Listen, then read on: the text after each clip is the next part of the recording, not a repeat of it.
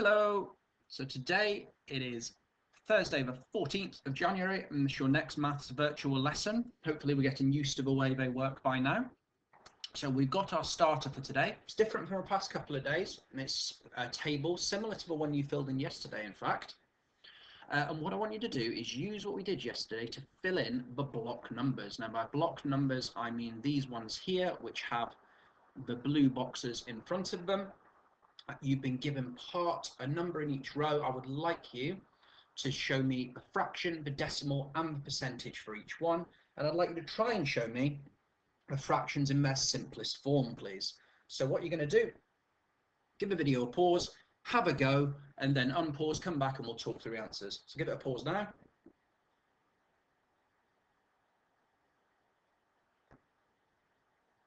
Right, let's go over these answers then.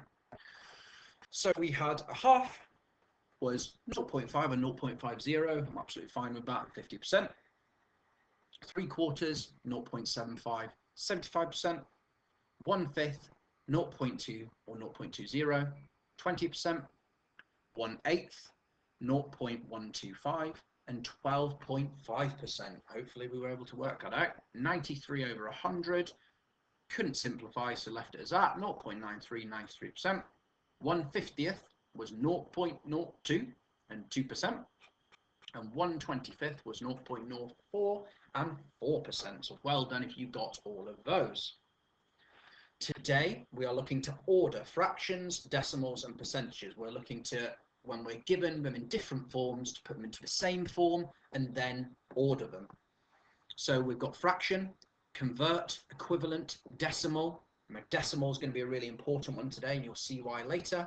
And then we've got the two words ascending and descending.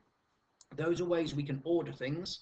Ascending, I always think of it as a little escalator. Ascending means you're going up. So you start at the bottom and you're going upwards. So lowest to biggest, smallest to largest. Descending means you're going down. So we're going to start with our biggest and then go to our smallest. Okay, so try and remember which one is which. Let's move on. So when ordering fractions, decimals and percentages, it's imperative that you convert so that all numbers are of the same type. Don't leave them as different ones, make them all the same. Just like when in fractions, for example, when we find a common denominator or make them all the same denominator, we need to make them all the same type.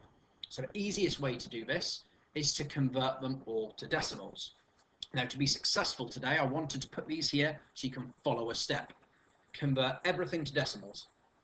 Order the decimals, and then put any decimals that you changed, write them in their original form. So, for example, if you changed a percentage into a decimal, order them, and then any decimals, percentages that you changed, write them as percentages again in the right place. So to order decimals, it helps to have each decimal to the same number of decimal places. You can see these ones, this one's to 2 decimal places, this one's to 3 decimal places, 0.5 is to 1 decimal place. It makes it so hard to compare. So I've given you a little step-by-step guide here, which should help you. So step 1, look at all the decimals you've got once you've converted, and then look at how many numbers you've got after the decimal point. And look to find the number that has the most number of digits after that decimal point. So this number here, 0.302, has gone into our thousandths. So that's our most number after the decimal point. What we then do is we add zeros to the other numbers to make the same number of digits after that decimal point. So 0.12 needs a 0 putting on the end. This one, 3.02, stays as it is. 0.5 needs 2 zeros, and the 0.06 needs 1 0. Then they all have the same number of decimal places. What we can then do is we can then order them in terms of size, because we look firstly at the tenths column. So this is going in descending order, biggest to smallest. We look at the tenths column. What's the biggest number in our tenths column?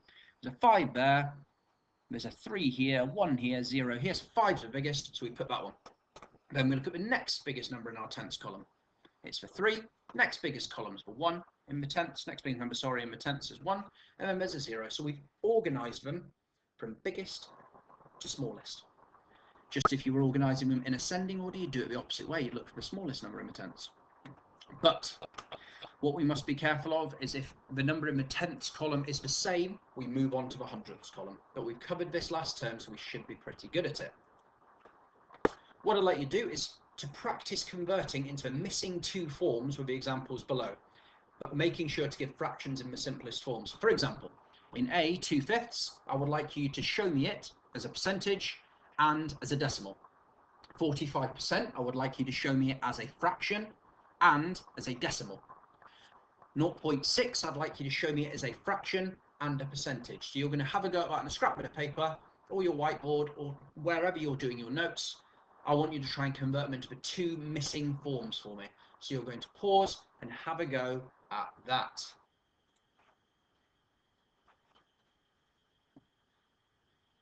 Hopefully you're back and unpaused, so let's carry on. So 2/5 was 40% and 0.4.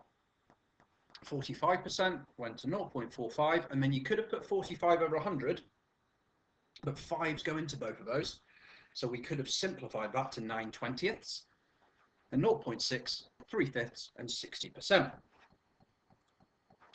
Now there's no mathematics learning today. The learning I want you to do is all going to be in your home learning books. Now the table initially looks a bit confusing, but if I talk through what I want you to do, and then we can go through the answers afterwards once you've done it in your home learning book.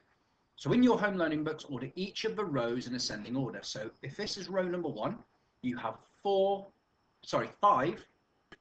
different boxes which you will need to convert to decimals. So you can see you've got 2 fractions you'll need to convert to decimals, and then you need to order them in ascending order, lowest to highest. Okay, so convert them all and then order them lowest to highest.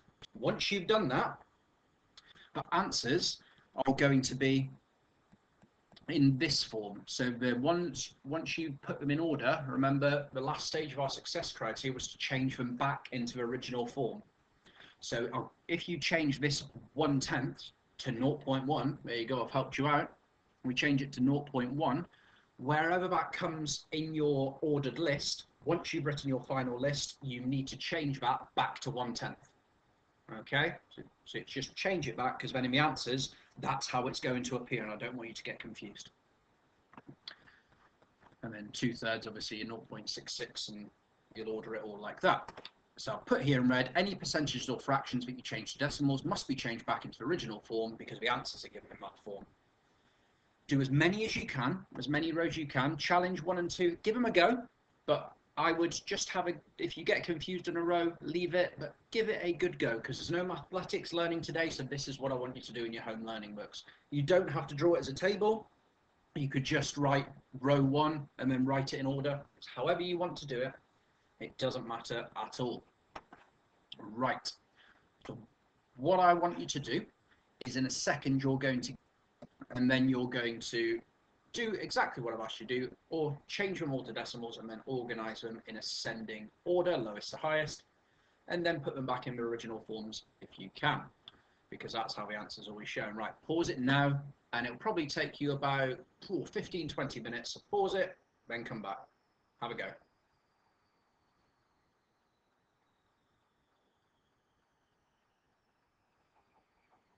Okay, hopefully we're back, and we will now move on to the answers. So row number 1, we had 1/10, 0.22, 0.34, 2/3, 0.903. Row 2, 1/10, 0.12, 0.320, 0.507, 7/9. Tell you what, you can have me read those two, but what I would do is I'd pause it and read through the answers yourself, so you can get them marked instead of listening to my dulcet tones reading out every single number. So give it a pause, mark it, come back.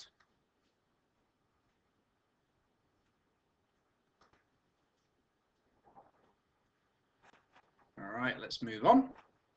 So here is our reasoning problem. In his first geography test, Mo scored 38%. In the next test, he scored 16 40th, or 16 out of 40. Did Mo improve his score? Now, we cannot answer that in its current form, because to be able to compare, they need to be in the same form, so we need to convert. Easiest way, convert that fraction to a percentage. I want you to have a go in your home learning book. You might have to, here's your hint, simplify the 16 over 40 before trying to make it over 100. Okay, because at the minute it might be a bit tricky. Off you go, pause it, give it your best go, and come back and we'll talk about the answers.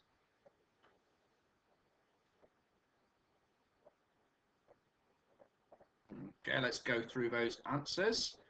So if we simplify the fraction, as I said, it helps us to find percentage. So 8 is the highest number, which goes in 16 and 40. So I've simplified it to 2/5. Now we can see that that 5 really easily goes into 100 now. We could have done it from a 16 over 40, but we need to keep some halving calculations in our heads, and that's a bit tricky. So 5 times 20 is 100. Therefore, we times the top by 20 as well, which gives us 40. Giving us the fraction 40 over 100, really easily letting us extract the percentage from it because it's just 40%. If he got 38% of the first one, and we've now worked out he got 40%, he improved his score, absolutely, because he got 40% this time compared to 38 last time. So the tricky part in that question was knowing to simplify to then be able to put it over 100. Okay, so if we got the answer, amazing. If you got close, that's pretty good as well. What I'd like you to do is to finish the video, close it down, and then go on to TT Rockstars for 10 or 15 minutes and try and earn some of those points for our class battle, which will be ongoing. Okay, well done. Friday tomorrow, so one more lesson for the week. I will see you tomorrow.